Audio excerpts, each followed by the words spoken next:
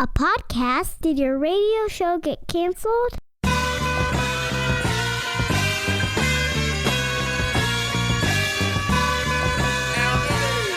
Fire. Low down and filthy, but the discipline is on point. Schooled myself, made my own dojo. A cold flow with the whole dose of soul. Maintain composure, even in theory. An anomaly, properties undiscernible to mere peasants. Use weapons that level entire area. Scarier than an outbreak. It's the episode you've been waiting for here on the $1 Million Plan. Yes, I've made an allusion to a particular concept for several months now, and I keep saying, we'll do a whole episode on it. Well, today is that day. We're doing an entire episode dedicated to the concept of power percentage. It's something that I created myself. Therefore, you can't argue with it because it's mine. No, it is the perfect way to measure how efficient you are in your financial life. We're going to do that the entire episode this week of the $1 Million Plan. I'm super excited this week for several reasons. Number one, I'm wearing a different pair of headphones. They call them cans in the biz. I don't know why I switched this week. It just felt necessary. So I'm wearing a different pair of headphones. So that doesn't affect your life. Number two, this week, I'm excited because a major point that a lot of financial experts often make was proven yet again when the panic surrounding the election caused markets after hours to flail and fall and get nasty. And then when everyone took a deep breath, markets recovered and ended at all-time highs, right? The night of the election on Tuesday, then when we elected a new president, markets fell $1 trillion worth of market capitalization. The S&P 500 specifically fell by a capitalization of $1 trillion. But by the close of business the next day, close of business on Wednesday, the market was up $1.3 trillion, thus making $300 billion if people just settle down. Proving once again, there's no need to panic and have your investments suffer for your panic. But enough about that. We're not talking investing this week. We are talking all about how do you measure your financial efficiency? In other words, or another way to say it or think about it is, how do you measure how good you're doing financially? Like if I come up to you on the street, I'm like, hey man, how's it going? I like your shirt. Sometimes I just start with a compliment, even if I don't mean it. It's an insincere compliment. Hey man, how's it going? I like your shirt. How's your financial life going? What you say next all depends on what you value. Right? You know, what you value about your financial life. If you value not being stressed out and you currently aren't stressed out, then you'll say, it's great. If you value having a great credit score and you currently have a great credit score, you will say, it's great. If you value efficiency of your income, and I ask you, you will say, great. But what is the most important measure? Well, we can talk about what the dumb measures are. I think measuring your financial life on your credit score is ridiculous. I look no further than, frankly, 10, 15 people you know that have got great credit scores but are a financial disaster. Like, how's it going with your financial life? It's great. I've got amazing credit. I've got tons of debt, no savings, but people will let me borrow more money, so things are great. That's what they're saying, right? What if you just value stress? A lack of stress, I should say. And you're not doing anything because sometimes budgeting is hard. Sometimes saving money is hard. Investing is hard. And you choose not to address any of those things because you value a lack of financial stress. And so if I say, how's it going? You say, great. What you could mean is, great, I'm not doing anything because I'm terrified and I don't like stress, so I'm not trying. This is the equivalent of, I don't lift weights because I don't like to be sore. I don't run because I don't like to be out of breath. I don't do aerial silks because I don't want to fall on my head. Google aerial silks. I'm not going to spend my time explaining to you what it is. But if you value your income's efficiency, you will never fail. So here's the premise. Think of it this way. Let's say in retirement, your income into your household gets cut in half. And let's just say that. Don't argue the point. Just say, let's say your income gets cut in half in retirement. Okay, that's where we're at right now. We're cut in half. Now, what will it take for you to be able to handle that and adjust to that? What do you have to do in your life? Well, in order to live a full life on less money, isn't efficiency the way to do it? Right? You're trying to break your dependency on that 50% of your income that is going away. Therefore, you don't spend that money now, and you use that money to build up your coffers so that you can create an income that is somewhere equal to the 50% of money that we're talking about. So this idea, we created this metric earlier this summer. We've been testing it. I love it. I created it for myself. And the idea is called power percentage. And again, it measures efficiency. So this entire episode is dedicated to how efficient you are with your income. So before we take our first break of the day here, I want to tell you the first number you're going to have to find. You may have to go digging through some stuff to find your answers. And you know what? Good. It's unlikely you know this stuff off the top of your head. If you do, good. But it's unlikely that you understand all of this stuff right off the bat in terms of what the numbers are. So the first number you're going to have to track down is your gross monthly income. Gross monthly income. Now, of course, as you know, gross does not mean ew. It means before taxes. Okay, so let's say, for instance, your annual income as a household is $100,000. Then your monthly income is $8,333.33. That's your gross income. Now, even if your take-home pay off that 8,333.33 is $6,200 a month, don't really care. I care about your gross income. So here's, some people don't know their gross income. It's sort of strange. I don't understand why they don't understand that, but this is one you should know. You should know your annual income. Now, if you happen to be on commission, then just take the last 12 months of commission plus base that you've had.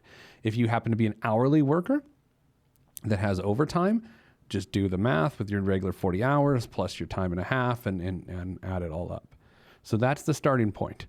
Now, did I mention you're going to need some materials for this? You're going to need a piece of paper and a writing utensil. I don't care what you use, right? So you're going to take, and then right at the very top of the page, you're going to write monthly gross income, and whatever the number is, okay?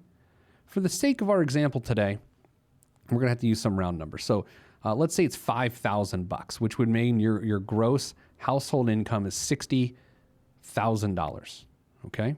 Whether that's just you or you and a significant other, or I don't really care. It's just call it $60,000, okay? So $5,000 gross monthly income is what you are writing at the top of your paper. Next, what we want to measure is how efficient you are with that gross income. So what you need to do is we're going to list out well below that $5,000, we're going to list out the good things you do with that money. Let's begin with the first deduction from that money if you have an employer-sponsored retirement plan, a 401k or a 403b or something like that. So let's say 10% of your income goes toward your 401k. If you have a $5,000 gross monthly income and 10% goes to your 401k, then we know, and you're writing this below, $500 is what flows in your 401k that month. Did you get the math there? I don't want to go too slow. Don't want to go too fast. Just want to go the right speed. Right. So $5,000 a month times 10% for the contribution is $500. Now, we've got to make up some stuff here. We're also going to include your company's match if they happen to have an employer match to incentivize you to prepare for retirement. In this case, again, we are totally making things up. I'm going to say it is 5%. It's a little aggressive. I mean, it's unlikely that your employer's is 5%, but let's say it is. So then 5% of $5,000 gross monthly income is $250. So far, it's 500 and 250 are the numbers we have written down. Okay, so as soon as you put money in your 401k, you put in 10%, but 15% flows in because of the match. So far, we know of $5,000 gross monthly income, $750 of it goes to a very good use? And that's where we'll pick it up after the break. This is the $1 Million Plan, and I'm Pete the Planner. Stop what you're doing. And hit Pete up on Twitter at Pete the Planner.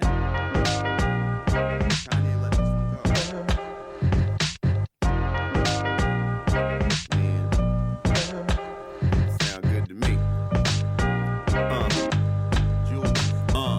I never question the right of any man to voice his opinion as strongly as any can. But then again, many men are citizens of their own little world, so they ain't really fitting in. I'm in the background blending in, camouflaged by the scenery, but I'm a champion. Revamp the camp again, put down my stamp again, talk to my fans again, renew my brand again, review the. All right, we're back here on the $1 Million Plan. If you're just joining us, you need to question your priorities. Where have you been? Okay, so we are talking.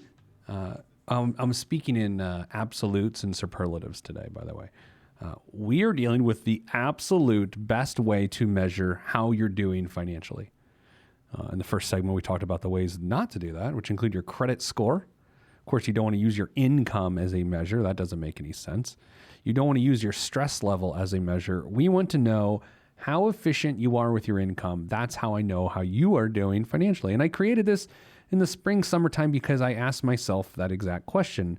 I looked at myself in the mirror and I said, handsome man in the mirror. And there was somebody standing behind me. But then I started talking to myself. Pete, how are you doing? There's a lot of pressure with teaching money to millions of people a week. Just so you know, if I'm being honest, you hold me accountable to my own financial goals. No, it's not that, oh, you buy my stuff and therefore I make a bunch of money and that's how you hold. No, when I say something aloud in front of thousands and thousands of people, or I write it in my column and millions of people read it, I don't want to be a hypocrite. I'm terrified of hypocrisy. So you hold me accountable. So I wanted to know, how am I doing in relation to all this advice I give? And so I created what I call the power percentage, trademark pending, power percentage. And the power percentage tells me how I'm doing. So before the break, we said we're going to have a $5,000 gross monthly income. So right at the top of your page, or whatever your income is.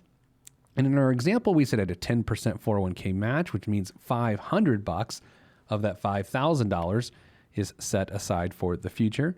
We had a $250 match, which is a 5% match in this hypothetical situation. By the way, you do know you're doing your numbers.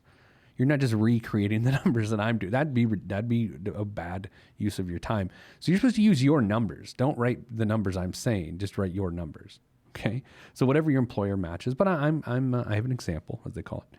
Next, however much money you save/invest over the course of a month on top of your 401k or retirement plan. This could be a Roth IRA, traditional IRA. This could be a 529 plan for your kid. This could just be a brokerage account, a robo-advisor. I don't really care, but basically any amount of money you set aside to save for emergencies or set aside for the long term. Here's what you cannot include: the money you put into your vacation account, the money you put into your Christmas account, anything that you know you're going to consume nearly immediately. You cannot include that amount of money on a monthly savings option as we go through this. And by the way, I mentioned earlier in the show that I'm wearing a new pair of headphones this week for no particular reason. They're a backup pair I have in my studio, and I've figured out once again why I don't normally wear them. They're over the ear.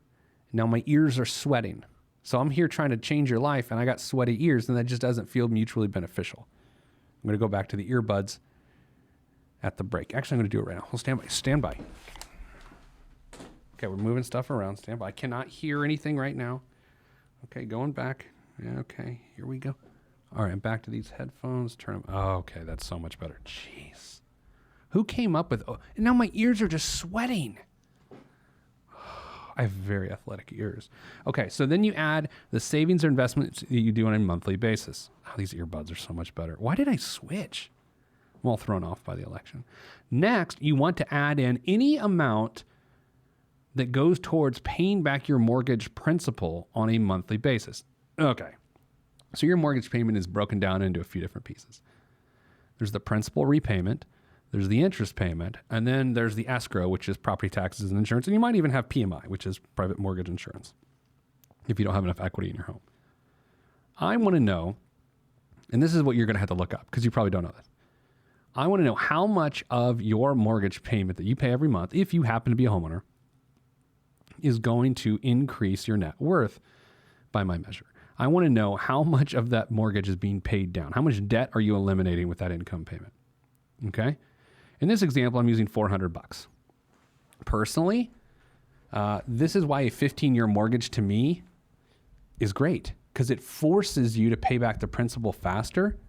And a lot of people say, well, I'd rather have a 30-year mortgage and invest the difference. Okay, great. My power percentage here that we're figuring out will account for that. If you invest a bunch on the side because you have a 30-year mortgage and you like the cash flow, then great. It'll account for that. If you said you're going to do that and you don't, well, you're about to get called out as a liar, which I don't mind. It seems aggressive, but isn't that where we're at? Next, debt pay down.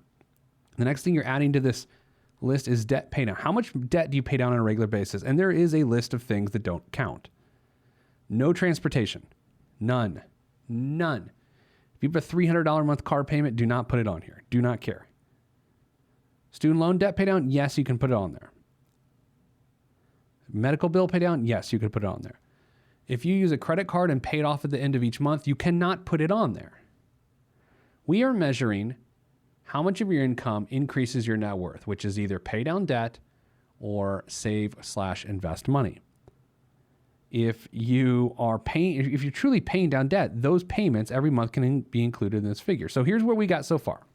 A little bit of a recap, as they call it in the business. $5,000 is the example I'm using for gross monthly income. Your number is your number. The hypothetical 401k deposit is 10%, which is $500. The match is hypothetically 5%, which is $250. The amount that you're saving, hypothetically here, is $300 a month. Your mortgage principal repayment amount within your mortgage payment itself is hypothetically $400. And the amount you're putting towards debt, hypothetically in this example, is $200. That is a total of $1,650. So of the $5,000 gross monthly income that we're using as an example, our example person, we should probably name them. What should we name him? How about Barry? I think Barry is a good name. So Barry has a $5,000 gross monthly income. He has $1,650 of that gross monthly income that we've just accounted for with savings, investment, and debt reduction for a total of 33% of his. This is where the advanced math comes in. If you've passed third grade math, it's where you become comfortable with division. You're going to take whatever amount that the total of the list we just did, so in this case, 1,650, and you're going to divide it by your gross monthly income. So 1,650 divided by 5,000 equals 0.33. And if you've ever worked with percentages before, you know that means 33%. Okay? So now I'm explaining how to use a calculator. How do you like that? So you type in 1,650 divided by 5,000, and you're going to get the answer 0.33, which you know is 33%. After the break, I'm going to tell you the scale, because it's great that you've got this power percentage now. This person's Barry, by the way, his name is Barry, is 33%. What does it mean? Why does it matter? And what do you do if your power percentage stinks? All that and more after the break. This is like American Idol, where the stuff you really want to hear, they just keep pushing back further. Ryan Seacrest is up there just reading off names, and then it's like after the commercial break. So I will tell you what all this means after these messages. I'm Pete the Planner, and this is the $1 Million Plan.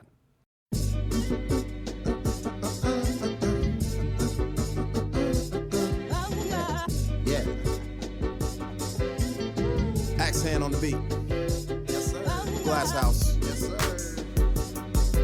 Mr. Kinetic, Rusty Redenbacher. ATFU. Naptown. Yeah.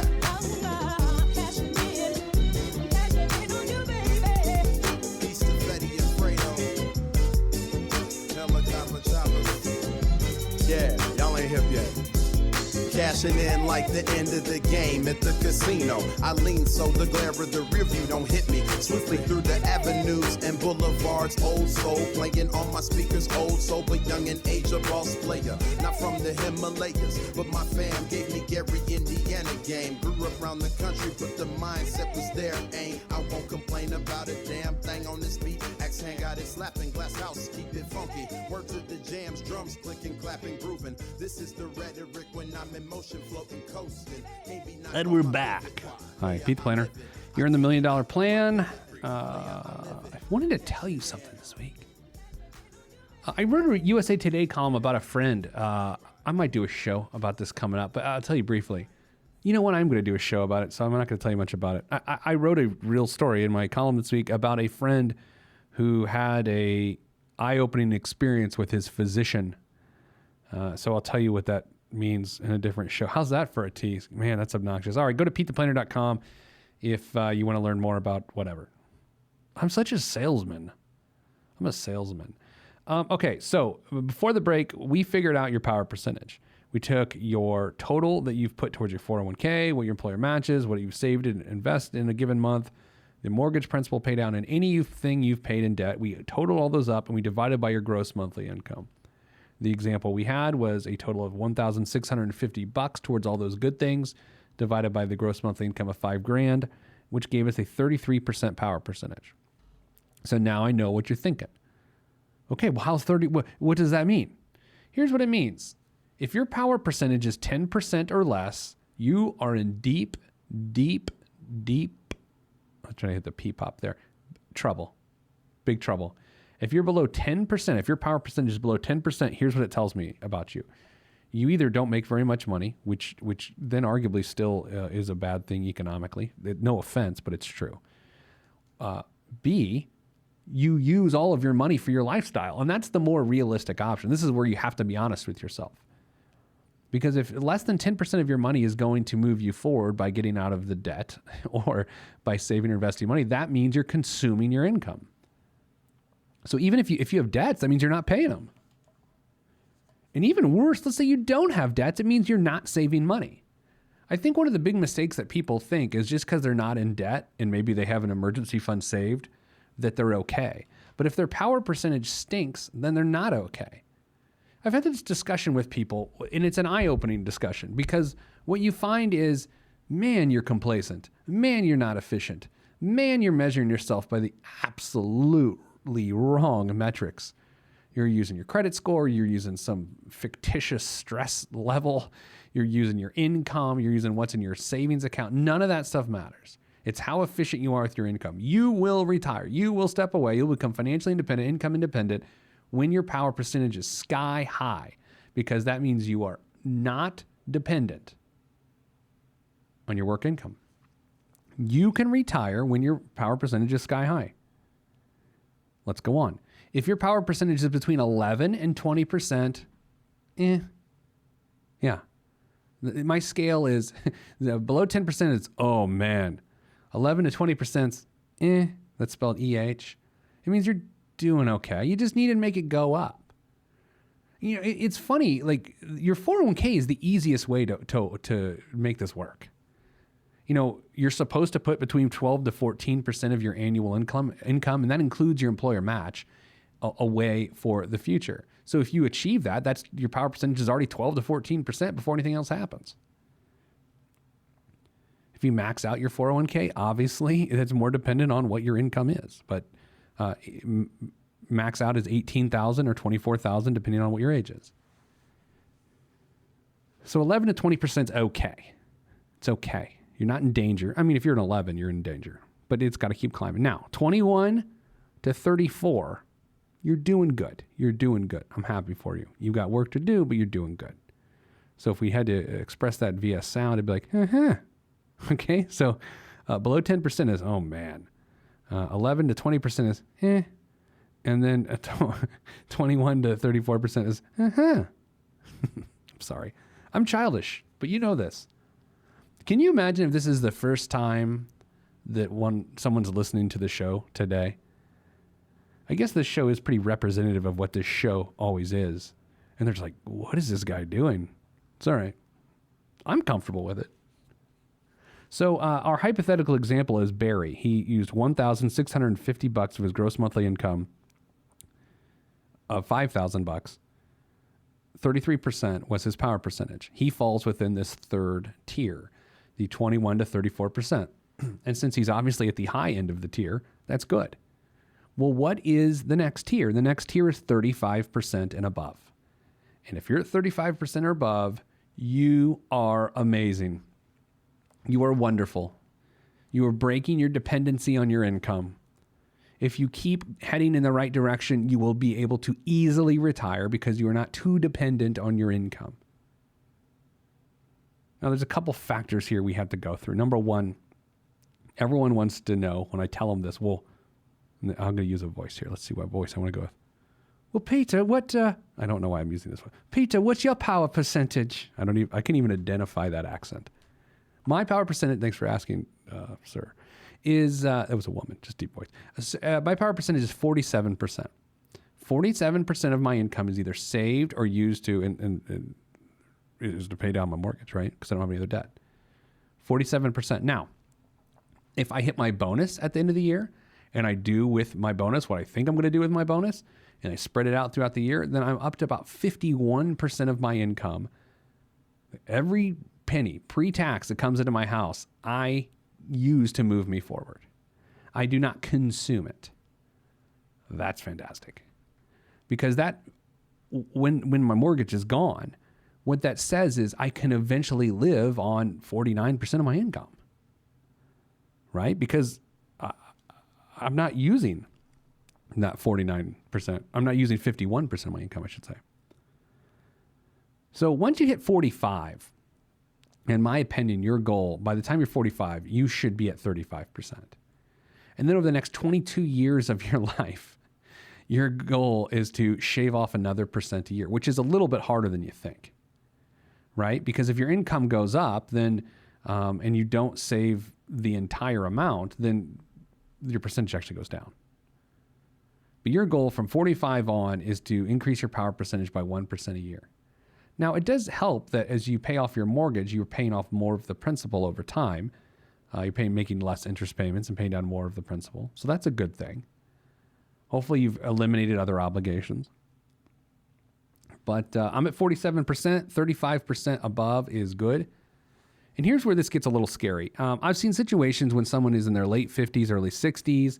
They got a little bit of money set aside for retirement, but their power percentage is like 8%. And they say, well, how is retirement looking? That's when I get to this like this comforting look on my face. And I say, terrible, sir, ma'am. Terrible. Because it is. The person's too dependent on their income. Unless you have an exorbitant amount of money set aside, invested for retirement, and your power percentage is 8%, you can't retire. You just can't. So power percentage measures your income's efficiency right now, and it also tells you how close you are to being able to step away from your income. I love it. It's my favorite thing in the world. And yes, there's now homework. Do your power percentage. Do it. And then tweet me if you're on the Twitters. At Pete the Planner, just put your power percentage. 32% PP. That's for power percentage, not Pete Planner. 33%, 22%, 7%, whatever. And then you got to put together a plan to change it. If you get a pay raise and you absorb your pay raise, your power percentage goes backward.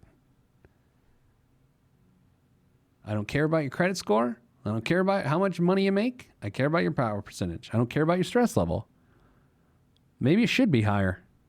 Maybe you're not trying. My wife ran a half marathon the other weekend, and when she got done, she was exhausted. Why? Because she tried. I saw other people finish. They didn't look exhausted, but she beat them by like an hour. They didn't try as hard as she did because they weren't exhausted. They had low stress. So if they measured their experience by low stress, then by that metric, they beat her. But unfortunately, she beat him by an hour. And yes, I live vicariously through my wife's athletic prowess. Cheese really fast. So there we go. There's the power percentage. Take your gross monthly income, household income that is, then add together all of the following. Your 401k contribution, whatever the match is, whatever you put in savings investment on a monthly basis, your mortgage principal pay down, the part of your mortgage that pays down the principal every month, and then whatever you pay towards debt, which does not include transportation or paying off a credit card that you used in that month. You can't include that figure. Add those things up, take the number, the sum, and then divide by your gross monthly income. That gives you your power percentage. If you're below 10%, you're in trouble. Between 11 and 20, 21 and 34, and if you're 35 or above, you're good to go. There's the power percentage. Can't wait to hear the questions come. If you have questions, ask Pete at PeteThePlanner.com. That's ask Pete, A-S-K, Pete, at PeteThePlanner.com. Ask. I should also put ask Pete, because sometimes people say ask. Let me ask you something. A-K-S-K, Pete, at PeteThePlanner.com. I'm going to instruct my team to do that right now. Coming up after the break, biggest waste of money of the week and a couple news stories. That's for you. Next, on the $1 Million Plan, I'm Pete the Planner.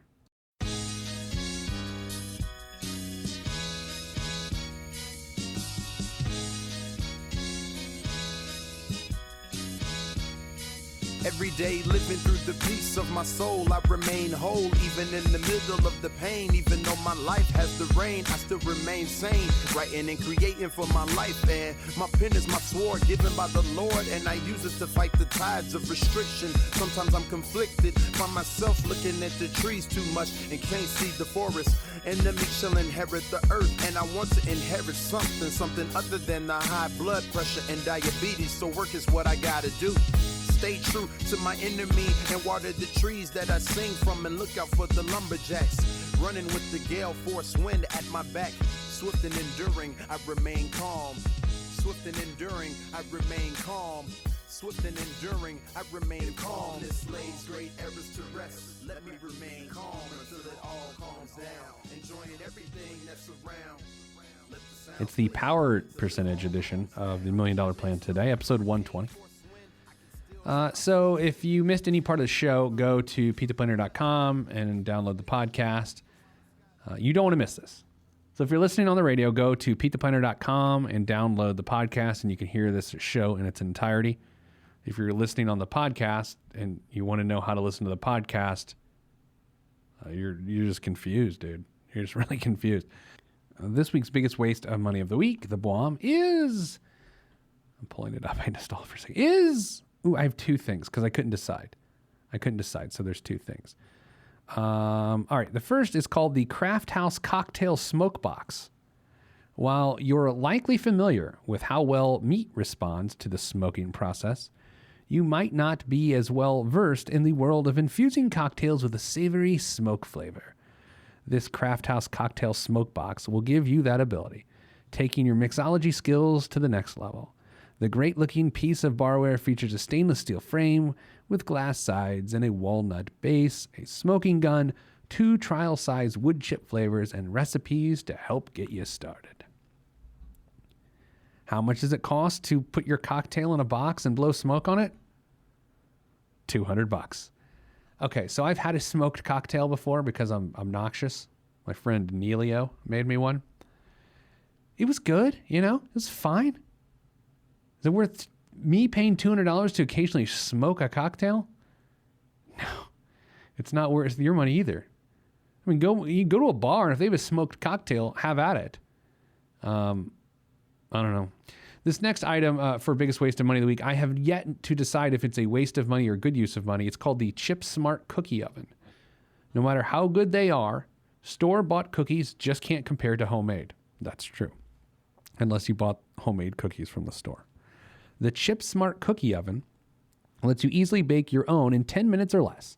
It uses a high-efficient carbon fiber heating element combined with a convection system to heat up instantly and ensure consistent airflow. Using a companion app, you scan the barcode off a pack of specially made dough pods, drop the dough in, and the oven does the rest, automatically adjusting the temperature and cooling down at just the right time to guarantee perfectly baked cookies every time. Pre-order, it's a Kickstarter for $100. okay, so I'm going to go with waste of money here. You got an oven. You got a toaster oven. Like, I don't think you need an app on your smartphone to make chocolate chip cookies. This is the classic example of solving problems that don't exist. Can you make cookies in less than... Yeah, you can make cookies in less than 10 minutes. You know what you do? You put them in your oven. And you don't need specially made dough pods that I have to scan a barcode. This is like a Rube Goldberg. Like, it's just like, what's the hardest way we can make cookies and try to convince people that's actually efficient? Did I just start raging over cookies? It happens from time to time. So I would be remiss if I did not weigh in some degree on the election. Now, I'm not going to get political, so don't worry. Don't turn this off. I know you've heard enough about the election. But I want to just make some very elementary observations from a financial perspective. Okay? Here's what I know so far. Upon the election of President-elect Donald Trump, here's what happened to different sectors of the market. Bank stocks skyrocketed. And if you want to know why, it's because we're likely to be entering a period of deregulation, which means, and I'm gonna oversimplify it to the detriment of everyone here, but when deregulation happens, it becomes a bit of a free-for-all. And I know that I'm spinning it in a negative way, and I told you I'm oversimplifying it to the detriment to all of us. But when deregulation happens, then banks are free to, let's call it, be creative to make profits. You can go whatever direction you want that. Now, leading up to election night, gun stocks, gun manufacturers, Smith & Wesson and a few others, were really doing well because anytime, in recent time, I should say, if Hillary Clinton were to be elected, if she were elected president, then what would happen is that people would be fearful that their firearms would be taken away, justified or otherwise. And so gun stocks would fly up because people would buy a bunch of guns until this hypothetical legislation went into process. Now, here's the issue. Hillary Clinton obviously was not elected, so gun stock got punched in the teeth on Wednesday. Big time. Private prison companies skyrocketed because of the feeling that there will not be a lot of criminal justice reform. And so private pensions, which had sort of fallen out of favor as our country looked at different ways to deal with that particular part of the population, well, it looks like deregulation may be able to hit that industry as well. So mass incarceration seems like it's going to stay and continue. So that's awkward to talk about. Again, not political. It's just fact. Okay, so what else is going on with the election of President Trump? You may see a lot of financial regulations go down. There's talk that something called the Department of Labor Fiduciary Rule, which is supposed to go into effect next year, may not, in fact, go into effect. There's a lot of chatter that it could fall apart. And Dodd-Frank legislation could fall apart. So there is going to be an economic impact. So far, I don't want to say so far so good, but I would say the market has favorably welcomed a Trump presidency. But just stay tuned to different sectors and how they're affected. There are a lot of people that feel like infrastructure stocks that help us invest in infrastructure because President-elect Trump says that he is going to invest in the highways and roads and all those sorts of things. So maybe those are good places to invest. Consult your financial advisor. And that's all I'm going to say about that. All right, be good to each other. We're gonna do this, all of us together.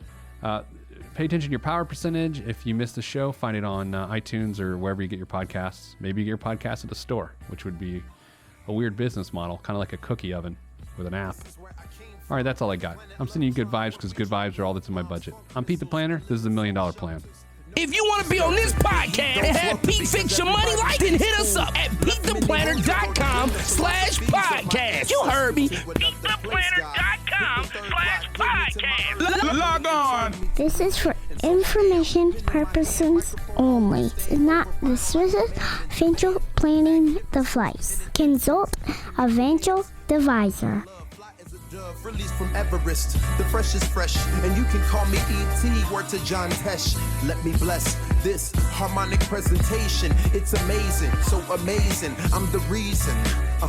Salutations, I bring you love, trying greetings from a faraway land. I am the sole controller. Put the remote down and let me take control. You're now a part of my zone, so enjoy yourself. Love-Tron can restore your health. I bring you greetings, salutations. How you doing? And is that how y'all say it? The tinkling of the keys is an homage to the little star. I sojourn over poetic descriptions of sound and travel to my other world. Out of this world, spaceship on my arm took me home, fueled by the ink and the megabytes and the hypertext transfer protocol, stronger than the Skynet and the Terminator. I push faders into warp speed, glide with ease, creating a breeze they call a black hole. Event horizon, no rear view concerns. This I adjourn, and beats I burn. This I adjourn, and beats I burn. Salutations, I bring you love-tron greetings from a faraway land. I am the sole controller. Put the remote down and let me take control. You're now a part of my zone, so enjoy yourself. Love-Tron can restore your health. I bring you greetings, salutations. How you doing? And is that how y'all say it?